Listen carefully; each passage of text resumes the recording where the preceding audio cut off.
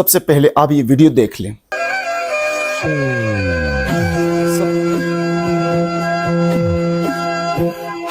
یہ ایک قرآن پڑھانے والے استاد ہیں جس نے بچے کو مار مار کر شہید کر دیا ہے۔ اس حوالے سے کچھ درد دل آپ کی خدمت میں نے پیش کرنی ہے۔ جو ارباب مدارس ہے، مدارس کے محتممین ہیں، مدارس کے منتظمین ہیں، وہ اللہ کے لیے اپنے مدارس میں ایسا انتظام بنائیں کہ جہاں بچوں کی تربیت کے ساتھ ساتھ اساتذہ کی بھی تربیت ہو۔ جو بڑے مدارس ہیں جیسے دارالعلوم کراچی ہیں، جامعۃ الرشید ہے، جامعہ بنری ٹاؤن ہے، یہ جو بڑے مدارس ہیں ان کو اپنا آئیڈیل بنائیں۔ ذرا وہاں جا کر وزٹ کریں، جامعۃ الرشید آئیں، دارالعلوم کراچی جائیں۔ وہاں بچوں کی تربیت کے ساتھ ساتھ اساتذہ کی بھی تربیت کی جاتی ہے۔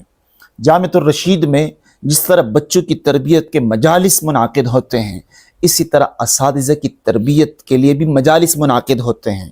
اساتذہ کو سکھایا جاتا ہے کہ آپ نے بچوں کو کیسے پڑھانا ہے، جدید کون سے طریقے ہیں پڑھانے کے، اور اس میں ڈنڈے کا بالکل استعمال نہیں ہوتا۔ کوئی استاد 10 سال سے پڑھا رہا ہے، اس نے آج تک کسی بچے کو ایک ڈنڈا بھی نہیں مارا ہے۔ یہ جو ذہن بن چکا ہے کچھ دیہاتیوں کا کہ جب تک ڈنڈا استعمال نہیں کریں گے بچے پڑھیں گے نہیں، یہ ہماری اپنی جہالت ہے۔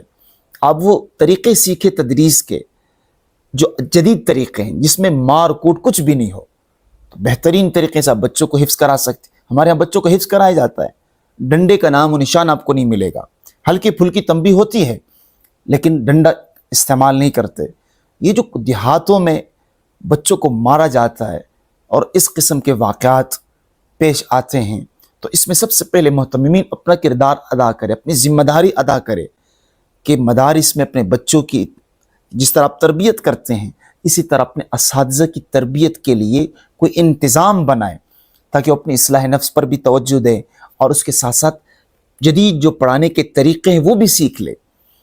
اور دوسری بات والدین سے میں نے یہ کرنی ہے کہ جو آپ کی عادت بنی ہوئی ہے کچھ لوگوں کی کہ بچوں کو مدرسے میں ایسے جمع کرا دیتے جسے صدقہ خیرات لوگ جمع کرا دیتے ہیں، پھر پوچھتے تک نہیں ہے کہ ہمارا بچہ مدرسے میں جانے کے بعد اس نے کیا پڑھا، کہاں سویا، کیا کھایا، کتنا پڑھا، کن کے ساتھ گھومتا ہے، کچھ نہیں پوچھتے۔ اس رویے سے آپ باز آ جائیں۔ جب آپ اپنے بچے کو مدرسے بھیجیں، روزانہ کی بنیاد پر وہاں سے رپورٹ لیں، پوچھا کریں کہ میرے بچہ اس وقت کہاں ہے، کیا پڑھ رہا ہے، اور راتیں کہاں گزرتی ہے، دن کہاں گزرتے ہیں، کن کے ساتھ گھومتا پھرتا ہے، اساتذہ کیسے پڑھاتے ہیں، ایک ایک چیز آپ جا کر خود نوٹ کریں۔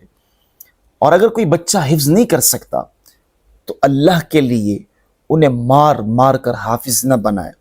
قرآن یاد کرنا ایک اچھا کام ہے، بہت فضیلت والی بات ہے، لیکن یہ جو مار مار کر آپ سکھاتے ہیں نا، یہ کوئی ٹھیک عمل نہیں ہے۔ ہمارے ہاں کچھ ایسے بچے ہیں، یہ کوئی ضروری نہیں ہے کہ بچہ ہر چیز میں چل جائے۔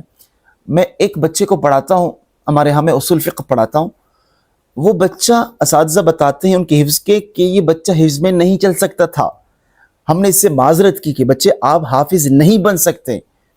اب وہی بچہ ہے، ان کو میں تیسرے درجے میں پڑھاتا ہوں اصول الفقہ، وہ ہماری کلاس کا پوزیشن ہولڈر بچہ ہے، ہمیں اس پر فخر ہے، اس کی ذہانت پر ہمیں رشک آتا ہے کہ کتنا ذہین بچہ ہے۔ لیکن ممکن ہے کہ بچہ بہت ذہین ہو لیکن حفظ میں نہ چل سکتا ہو، وہ کتابوں میں چل جاتا ہے۔ تو یہ کوئی ضروری نہیں کہ آپ بچے کو حفظ میں داخل کریں، جب تک آپ حافظ نہیں بنیں گے تو آپ نے مدرسے سے نکلنا ہی نہیں ہے۔ یہ کوئی اچھا رویہ نہیں ہے۔ اس پر آپ بڑوں سے، ماہرین سے ضرور مشورہ کریں کہ میں اس بچے کو حافظ بنانا چاہ رہا ہوں، اس میں حافظ بننے کی استعداد ہے بھی یا نہیں۔ اور جو اساتذہ پڑھاتے ہیں اللہ کے لیے اپنے نبی کو اپنا آئیڈیل بنائیں۔